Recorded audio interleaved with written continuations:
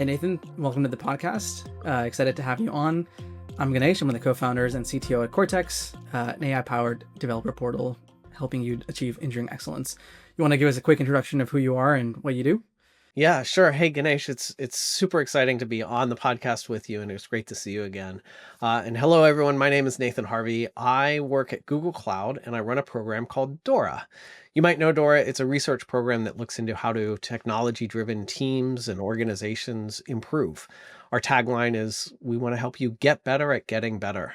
This is all about a journey of continuous learning and continuous improvement. I love that you guys have a very specific definition of what that entails. And I love the fact that it's focused on the improvement piece of it and not necessarily the measuring piece of it. So I love that. Yeah, it's funny because a lot of people, I don't know if funny is the right word, but a lot of people first learn of DORA, or when they first learn of DORA, they identify with the DORA software delivery performance metrics. Sometimes they just call them the DORA metrics. The reality is that there's a lot more than just those 4 metrics, which are now 5, by the way. But there's a lot more to the research program than the metrics. And I think it's really important that we remember, like, yes, measurement is important, and having metrics help us understand and sort of orient where we are and where we're headed. But it's the improvement work that you do that goes into those metrics that is the more important piece. And for me, the much more interesting piece as well. Absolutely. And in most cases, probably the harder piece as well. You already kind of touched on what I think may be your answer for my first question, but I'll ask it anyway. If you could fix one misconception that people have of DORA, you wave a magic wand, what would that be? Yeah. Well, there's because I already gave you one answer, I'm going to use that as an opportunity to give you a second answer. So I'm going to fix 2 things, right? First, it's more than the metrics, but then I think the bigger potential challenge, misstep that we took, DORA for many, many years has published sort of industry benchmarks. And when we look at those software delivery performance metrics in particular, we sort of do a cluster analysis and come out and say, oh, well, here's what a low performer looks like, a medium performer, a high performer, and an elite performer. The reason I think that's a mistake is that too many teams, and more importantly, too many leaders, just look at that and jump to the wrong conclusions. They say, look, every team in this organization has to be an elite performer. So if you're not, like, you're in trouble, and let's get you there. Like, you got to get there. Whereas I'd much rather see elite improvement than elite performance. It is really about understanding the context that a team is working in and how do you drive improvement over time that is sustainable. So the actual number and comparing yourself to another team, like, these things aren't super valuable. But what is super valuable is contextualizing those numbers and figuring out, what do we need to fix as a team? What do we need to improve? And then doing that work. That makes total sense. Yeah, I know we've talked about this in the past, like the idea that really you should be focused on being a better version of your own team, your own organization, and kind of the hierarchy of benchmarking, if you will, like as a team, thinking about yourself and your previous state and seeing if your team is better. If you're a VP or CTO, then maybe those industry benchmarks are useful as like a, hey, like, what should I be thinking about? Not so much, oh, my org sucks and that team's great. It's more like, where could we be? Where can we try and improve? I think it really comes back to that improvement. So I really love that. Yeah, absolutely. And the benchmarks, certainly they have a purpose, and they are valuable. And if nothing else, they're valuable in saying that, look, teams and organizations in my industry vertical, they're able to achieve this level of performance. So I know it's possible. And I can't use things like the industry that I'm working in or some other constraints as a reason not to try to improve. It is possible for teams that look like mine. So let's go on that journey now.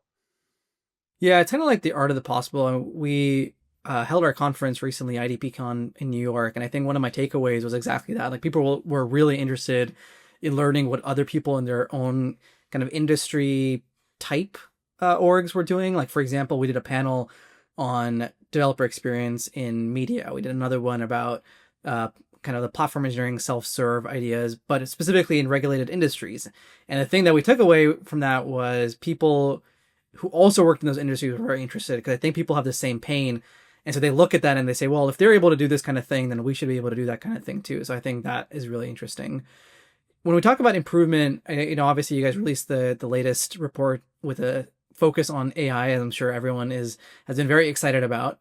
Do you feel like there were a lot of organizations who are moving and making improvements over the last couple of years, and then investments in AI unwound that? Do you guys find that people are actually making it easier to improve? Like, where do you think that has kind of led to in organizations trends? Yeah, this is a really interesting question. I think one of the big takeaways from the 2025 DORA report is that AI is an amplifier, right? And so if you're working in an organization that sort of has those foundational principles and practices in place, AI is going to amplify that and really help you start to accelerate even more. And on the other hand, if you're working in an environment that's very disconnected, there's a lot of friction and chaos that happens within your organization, introducing AI is probably going to make the pains of that chaos, you'll feel them more acutely, right? So it's going to amplify that pain as well. And so I think that, I think it's really important that as we think about what are we doing organizationally and how are we bringing in AI, of course, there are mandates from above. We have to use more AI. There's practitioner level excitement. Like it's so much fun to use AI, and we can do different things that we maybe couldn't do or didn't want to do before. So that's really exciting, but really channeling the energy and the focus of that on some of those underlying core principles. In DORA, we've always talked about having an organization that has a good climate for learning. Introduce AI, you still want that climate for learning. You need fast flow and fast feedback. You still want those things. And maybe you want them even more today with AI that's accelerating in new ways and giving us new ways of working that we didn't have before. Do you think organizations have realized that? Like, do you see organizations investing more into things like infra, core platform, or CI/CD, or security and production standards, like all the things that in theory give you the right foundation? Have organizations realized that, or are we still too early? I think yes, both we're still too early, but also we're starting to see some signals of organizations starting to realize that. As an example, one of the things that obviously DORA looks at is software delivery performance. And when we look at 2024, what we saw was that as you increase AI adoption, both throughput and stability get worse. So you're shipping less frequently, and those shipments tend to be rolled back more frequently. In 2025, if we look at those same metrics, what we see is throughput is actually increasing. So you're shipping more frequently. That instability issue still persists. But I think that's kind of an early signal of us starting to adapt and thinking beyond just using AI to generate code, but thinking about the entire delivery lifecycle. I think of course, it should also be said that the tools are adapting as well. The models in 2025 are better than they were in 2024. And it's not just the models, it's also the ways that we're interacting with them. And we're learning about, maybe better prompt engineering practices, and maybe even going from prompt engineering to context engineering. Like, just as an industry, we're evolving. So I think it's still very early days. Which is to say that if you're just getting started on your journey, you're not far behind. You're okay, and you can take lessons from those that are ahead of you and maybe incorporate those into what you're doing as well. Yeah, I mean, for what it's worth, we're seeing the exact same thing in our data. I don't want to. It's just a little bit of a sneak preview of a report that we're going to be launching as well. We did a survey of engineering leaders, and we looked at our own data from our customers, and we saw the exact same thing. Like, throughput is increasing. It's a meaningful lift. Like, it's not a negligible amount of lift, but there is also a non-negligible increase in resolution times and incidents and things like that, particularly in medium and high severity incidents. So there's definitely some sort of impact to it. Do you find that organizations are okay with that trade-off? Like, are organizations thinking about, hey, the throughput is worth it, and we'll figure out the incident thing through process and improvement over time, and we'll take the benefits of it? Or is it keeping people concerned? Like, are people slowing down and thinking about their plans for 2026 in a different way as a result of that? Yeah, I would say that people are definitely concerned, but I think you're onto something here where when you introduce a new tool or a new way of working, the first thing you should expect, regardless of what that tool or new way of working is a dip in productivity. Like, you do something new that changes your workflows, changes your habits. It's going to take some time to adapt to that. Eventually, and we don't really know, it's obviously up to the team. How long is eventually? It might be a day, it might be a week, it might be a couple of quarters, but eventually you're going to start turning that around and hopefully gaining some productivity improvements from that new workflow or from that new tool. But I also think that as organizations, like there's always, always, always pressure to move faster, right? And so if we see both throughput and stability dropping off, I think it's only natural that as a team, we focus on, well, we better fix that throughput first. Let's make sure that we can ship quickly. Because also when you can ship quickly, if something does go wrong, at least you can quickly remediate it, right?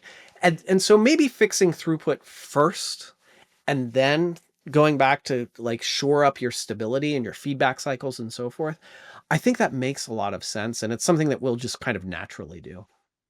That's interesting. I mean, sometimes I think about it the other way. Maybe here's a counter argument. If an organization is maybe moving too fast and they don't have the policies or processes in place to mitigate incidents and whatnot, could that lead to a self-fulfilling cycle where you're pushing more code and then there is an incident because there's natural instability as we're learning this new process, but you didn't actually write that code yourself, and now all of a sudden you don't know what to do about it when there's an incident. And so is there value in, I guess, in investing in some foundations before you let AI kind of accelerate the throughput? Oh, yeah, absolutely. I definitely think that we have to look at the entire system, and it's not just allow AI to like write more code and we just ship that YOLO into production. That'll improve our throughput, right? Yeah, it probably will, but whoa, please don't do that, right?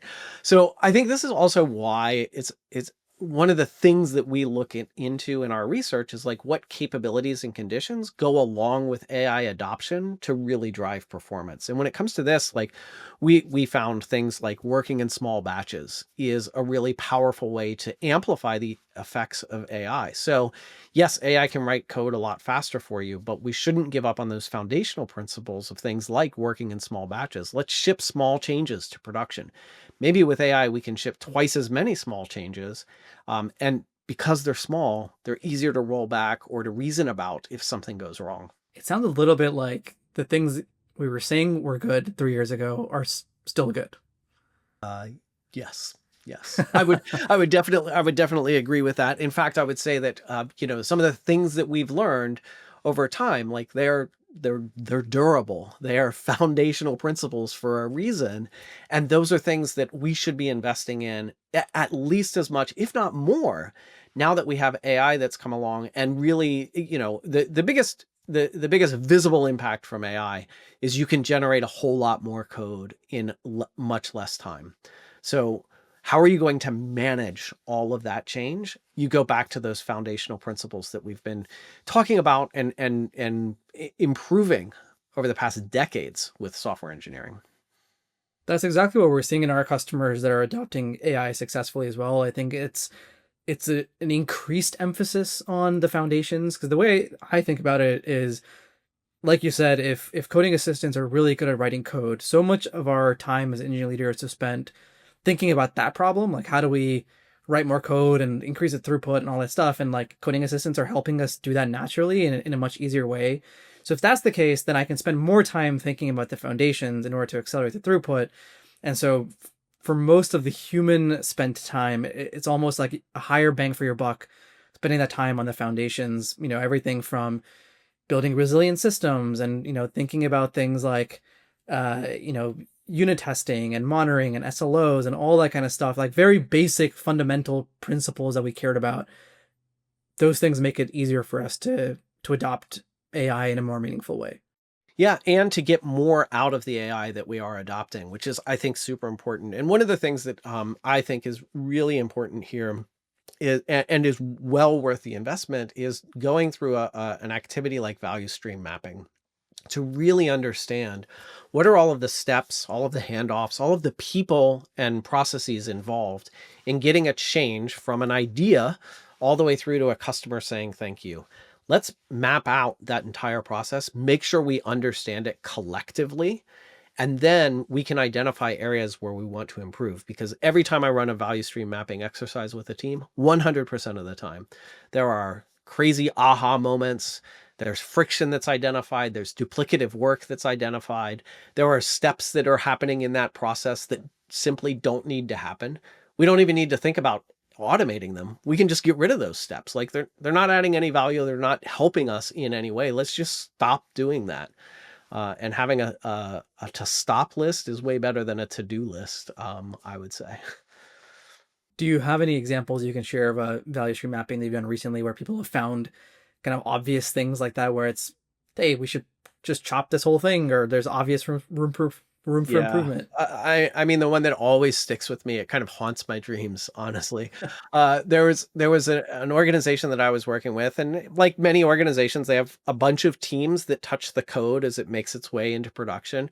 One team was the development team, the software engineers that write the code, but then they also had a release team that packaged up the code and shipped it out. Well, in their process, the development team, the software engineers, would write the code, they'd turn it into a package, they put it into a test environment, they'd test it, make sure it was good to go before they handed it off to the release team. The release team wouldn't take the packages from the software development team. They wouldn't even take the code from the software development team. They said, we want to make sure that we're building in a pristine way, so we're going to copy your Git repository over here. And now we have a second copy of the Git repository, and we're going to build our own artifacts from this and then start testing those. Like, to me, it was clear that the release team didn't really understand how version control works. They were making a complete copy of the repository. And so there was definitely waste in that we could completely eliminate. That's incredible. It sounds like this exercise, actually taking a step back, a lot of engineering leaders are kind of in their planning for 2026. They're thinking about roadmaps, they're thinking about tech debt, they're obviously thinking about AI. Is going through a value stream mapping exercise like this a big time suck? Like, it's November, I have 2 months, I have vacation. If I'm an engineering leader right now, do I stop what I'm doing and kind of go through this exercise to figure out what to do for 2026, or is there a better way to attack that? I think that so first, my advice is, yes, stop what you're doing and get together with your team and run a value stream mapping exercise. I think it's one of the most valuable things and valuable investments that you can make in a day. With bringing together representation from that cross-functional team in a day, you're going to discover so many rich insights. And frankly, as we head towards the end of the year, like, maybe work is slowing down a little bit. It's a great reason. Maybe you have a holiday party. Like, the day before the holiday party, get together and do a value stream mapping exercise. That's going to build better connections. You're going to have more fun at the party because you did that. Like, do that. Absolutely. Absolutely. And I also think, like, this is another thing that we found. Like, if you sort of focus in the wrong area with sort of your prioritization and your improvement work, all of the gains that you get there in that small pocket, they're going to be eaten up by the waste and the chaos that you have throughout the rest of the process. So don't do that. Find out where your biggest constraints or your biggest bottlenecks are and make sure that you're improving those so that the overall system can get better. I'm sure this differs from organization to organization, but if you had to pick your top 2 or 3 places, like if I'm an engineering leader and I say, like, just tell me where I should start or which part of the value stream I should focus on, what would you recommend people do? I mean, ideally people go the end-to-end life cycle, like you said, from the line of code to a customer saying thank you. But if I have 1 hour and I'm just going to focus on one bit, where do you recommend, especially in an AI first world? Yeah, I would definitely start with, well, the place I would start if I were your leader, if I was that leader, is I would go to the team and I'd say, tell me where it hurts the most. You probably don't even need a map. The team knows where it hurts the most already. And then the next step would be to build out the map. And if you're doing that only, you only have a limited amount of time, I would, and this is a bias that I have with DORA. DORA has this sort of center of gravity around software delivery performance. So I would start with line of code gets committed to the repository, line of code lands in the production environment. Let's map that part of the journey, that part of the process, because there's often waste in that part of the process. That makes sense. And especially if we're talking about more throughput and more code, that is probably part of the process you're going to see the most impact. Like, if you can unlock that part of the SDLC, you're going to see more throughput naturally flow through as a result. I mean, and I think that the takeaway for listeners as well, and let me know if you agree with this, is a lot of the investments are going to look almost unrelated to AI in a lot of ways. Like, it's going to be things like improving your CI/CD and your build process, and focused on, like even if you have very basic things, like if you haven't set up a linter, you don't want to give your teams more nitpicky things to review when really they should be focused on the code that AI is writing, and like thinking about the actual impact of that code versus focused on small things. Like, it feels like very non-AI related things that actually are going to pay the highest dividends within that part of the stream. Yeah, I would agree with that for the most part. I Yeah. think, it's important that we remember why we're building, not just what we're building with, right? We don't get together and say, man, if only everyone used Visual Studio Code instead of Ganesh over there who won't give up Emacs. Like, stop. Like, that doesn't matter. And like, you're not going to improve necessarily the flow by changing which particular tool. Like, the editor choice should kind of disappear into the background. I think the use of AI should kind of disappear into the background, but we should be focused on how do we improve this part of the system. Maybe it's with AI, but maybe, to your point, maybe it's with something else that we just haven't prioritized or haven't brought in to our toolbox yet. Yeah, one of the things that we're seeing kind of in that bucket is not in this part of the SDLC, but the importance of SLOs, I think, is becoming more and more important. And I think the reason for that is, like you said, not losing sight of why we're building things. Like, it's for the customer. And so if we say, like, regardless of, the productivity gains we're going to get, or the throughput, or whatnot, the SLOs in some way kind of capture the essence of our contract with our customers and our uptime and all those things.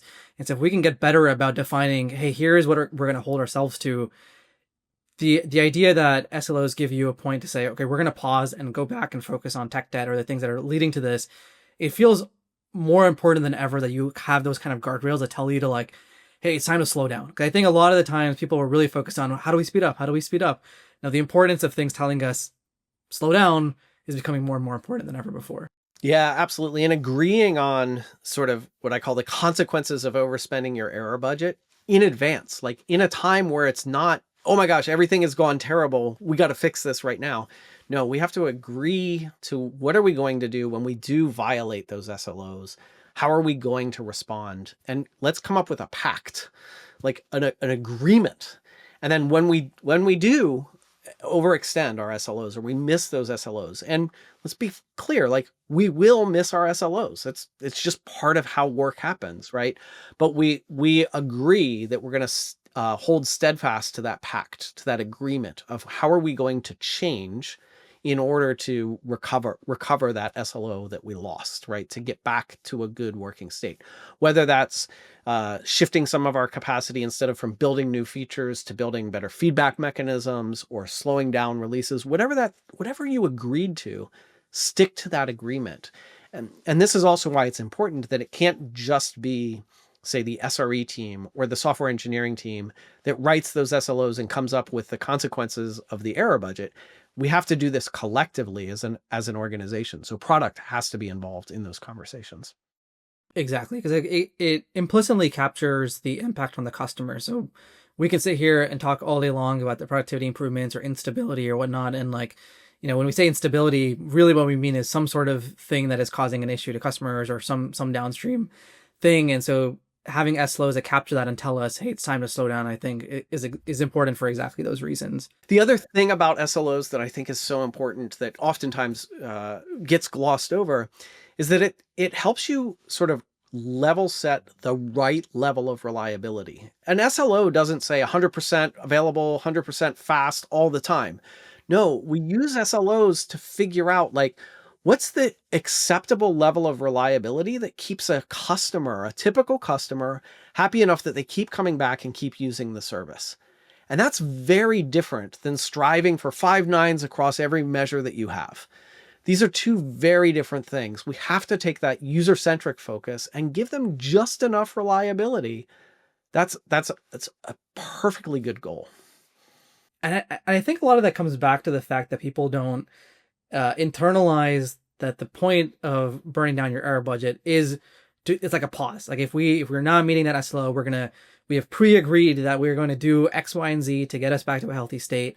And so if you don't treat that part of the process with, the intentionality that it deserves, then sure, let's do 5 nines and we're out of our error budget in 30 seconds, but who cares? Like we'll just stare at this dashboard every day and, be unhappy with it. But if you take the part about we're going to stop and fix this thing seriously, then you will naturally end up in a state where you're saying, what is the bare minimum? Like what is acceptable? And we will do that because we need to find those trade-offs. Yeah. And just like with value stream mapping, there's always aha moments. When we sit down and actually have these conversations and start to consider things, crazy aha moments pop up. I'll give you another quick example. There was one team that we were working with that had some data processing pipeline.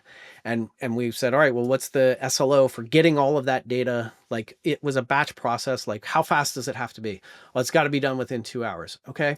What happens if is it always done in 2 hours? No, sometimes it takes longer. Like how much longer? Well, sometimes it takes 2 days. Oh, well, what bad happens when it takes 2 days? Oh, nothing. It's fine. We just deal with it. Okay. So your SLO should not be 2 hours. Your SLO can maybe be 2, maybe even 3 or 4 days. Like let's explore that and make sure that we're not wasting engineering capacity and other capacity on meeting a 2-hour thing that could be a 2-day thing. 100%. It just comes back to intentionality. And, speaking of intentionality, one of the things that, actually there's two kind of maybe disconnected things in the report that I want to talk about. And I think there's probably some overlap in the two. The first one was about trust, like kind of the trust and productivity paradox that you guys talked about, where, some teams really trust it. Some teams really don't trust AI. Some teams are kind of in the middle. They're very neutral about it. And then you talked also about, the different archetypes of teams, and you had your teams that were high performers, teams that were good at adopting these technologies and whatnot. Was there a connect between those things? Like are teams that are, those high achievers, are they also high trust? Like how do those things interplay? My gut is that there's probably something between those two categories that people should think about. Yeah, it's interesting because we do see sort of almost nearly universal adoption of AI and very high levels of individuals saying it's making me more productive. It's making my code base have higher quality. But about 30% of our survey respondents said that they have little or no trust in AI. And this kind of reminds me, like, first, I think 30% is probably about a healthy number, right? You shouldn't expect to take whatever the AI gives you and ship it, whether that's code or the email that you want to send to your boss or to a customer, whatever that is. Like we should verify. We should have good feedback mechanisms in place to validate that this is what we actually want to ship. So I think that's healthy, first of all. And then, yes, we did look at these different team level profiles. One of the interesting things, we have teams that we labeled things like the legacy bottleneck or the harmonious high achievers, right? One of the things is that AI adoption was kind of constant, nearly constant across those. And so this really tells us that it's not about how much do you trust AI or how much do you use AI. That's all there, but we're still seeing varying levels of performance outcomes together with that AI, which is really what led us to dig into, well, what are those capabilities and conditions that go along with AI adoption to really drive those outcomes like team performance and product performance that we care about? And that's what led us to this DORA AI capabilities model, which are the 7 capabilities and conditions that we see are amplifying the effect of adopting AI in a positive way on those outcomes that you want. So AI by itself can help with something like, I don't know, software delivery throughput. But when you combine it with the capabilities that we identified, software delivery throughput gets even better. So it's really important, I think, that we take that holistic picture. Yeah. And I think, like we were talking about earlier, a lot of the capabilities that lead to AI adoption in a good way are, again, things that are very much not AI centric, aside from things like having a strong stance on AI and internal data and things like that. But I think everything else was pretty, like, those are things that people should be doing anyway. Is that fair to say? Oh yeah. Strong version control practices. with or without AI, please have Yeah. strong versions of Yeah, I hope so. practices. A user-centric focus, with or without AI, please have a user-centric focus. Working in small batches, having a good quality internal platform. All of these things are sort of amplifying the effect of AI. And even something that is AI specific. You mentioned a clear and communicated stance. Well, being clear and communicative about your policies, regardless of whether or not they're AI, that's valuable for your organization. We also talk about having a healthy data ecosystem and giving AI access to that internal data. You, you want all of your systems to have access to internal data where it makes sense. You want to have a healthy data system or a healthy data ecosystem. That is important regardless of whether or not you have AI in the building. So yes, I think a lot of the capabilities that we talk about, while some of them have sort of an AI slant to them, if you squint a little bit or genericize them a little bit, they're definitely valuable regardless of what technology stack you have. Going back to the trust paradox, do you find that teams that are doing really well on those capabilities have a different kind of perception of AI? Like, do they trust it more because their processes lead them to trust it more? Yeah, I would say that we don't really know enough. Like we can't see that in our data. I think that if I recall correctly, that the trust levels are pretty evenly distributed across those teams as well. So it's not like the legacy bottleneck doesn't have a high level of distrust relative to, say, the harmonious high achievers. I think they're about the same. That makes sense. What's interesting in the adoption of AI that we've seen in some of our customers is every single customer has adopted it, but there's kind of our legacy traditional enterprises are being much more intentional about it in some ways. Would you recommend that approach to people? Do you recommend, like, I guess one of the ways we're seeing people do it is we're going to roll it out to 300 people and we're going to see how it goes. And then we're going to open it up to other teams. Some of our customers have done a thing where you have to be kind of going back to the idea of investing in your foundations. You only get access if you can prove that your foundations are good, and then you get access to it. Would you recommend that approach? Would you recommend more of like a spray from the hip and like, fire from the hip and get access to everyone? Like, how do you think these organizations should be thinking about granting access to coding assistance? Yeah, with that, I'm going to use one of the words that you've said repeatedly in this podcast. Like, it's intentionality. Like we've got to be intentional about it, and that intentionality can be across a wide spectrum. Like honestly, today, we're recording this in November of 2025. It is still very early in the AI assisted software development world, right? Nobody can tell you what the best practices are because there aren't best practices yet, right? And so some of that intentionality could be, hey, we just want to go and learn. We want to create an environment where it's safe to experiment, safe to learn, and as you learn things, that it's easy to share those lessons across the organization. That's one really great way to approach it. You could take a more conservative approach and say, we're going to give it to this team over here and set up specific guardrails or specific ideas around exactly how they're going to use it and try to control it. I would lean less towards the try to control and more towards the allow for experimentation, because I think that's what's going to give you the best results. The reality is that if I come in as a leader or an outsider and say, here are the 3 things that you can do with AI, I've already cut you off at the knees, right? Like there are so many other things that I don't have any insight into where your challenges are or what things you creatively will come up with. So I want to create that space for you. Are there organizations you're working with that are thinking about the next stage of this, which is, hey, we're actually happy with the impact that it's having and we're struggling with scaling it up? Like, we want to do more with coding assistance. Like, how many organizations would you say are in that bucket and what are they doing differently? I would say that almost every organization I'm talking with wants to understand the future and is looking ahead, like what comes next. And I get questions every day about like, well, how does this change the makeup of our teams and where do we invest in hiring and so forth? And the reality is that everyone is asking the questions and no one has the answers yet. So I think it is important to be asking those questions and start thinking about those things. But I haven't seen a team yet that's like, all right, we've got this on lock. Let's move on to the next thing. I do think that investing in, all of those foundational capabilities, a good quality platform, good psychological safety across the organization, all of this is really important. And when it comes to things like psychological safety and the culture of your organization and some of the practices there, I think honestly, my biggest piece of advice is use this AI moment to help drive the cultural changes that you actually want. The reality is that we oftentimes talk about tools and culture as two different things, but they're inextricably linked. They reinforce and amplify one another. And so this is an opportunity for all of us to say, hey, there are practices or ways of working that we've always wanted and we've struggled with.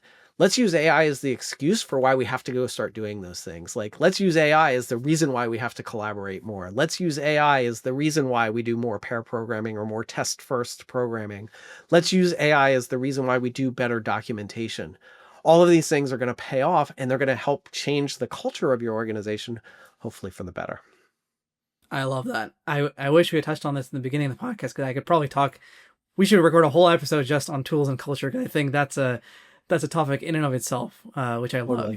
Totally. We're starting to see that in our customers as well. Like, I don't think people are even realizing that they're changing their culture in some ways, but they are reshaping their culture around AI. Like, one of the conversations I had recently was, oh, we're expecting our product owners to do a better job of writing out the specifications and the expected behaviors up front, because that allows, coding assistants to do a better job of implementing them. I'm like, okay, well, actually you've changed your culture, because you're forcing, again, more intentionality about what is the change and what is the behavior and what should it do and how should it impact our customers. And naturally you will lead to better outcomes. So sometimes I wonder, I'm like, how much of the better outcomes we're seeing as a result are actually people reinvesting their own processes because they're handing it off to a machine to do things and they're just codifying things up front. There's probably a whole investigation we could do on that piece. Yeah, but let's not, because if it's making it better, like, great, let's keep doing that. But I totally see that all the time.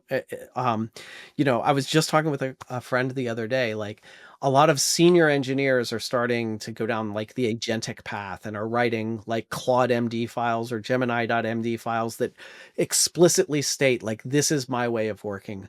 And I find it kind of ironic that these senior engineers would never write it down for a junior engineer so that they could learn, but they will write it down for a bot so that the bot gives them better outputs. But the side effect is they've written it down, and now junior engineers can take advantage of that knowledge. We've made that knowledge much more explicit for everyone in the organization, including the AI robots that are writing code for us. So I think it's awesome.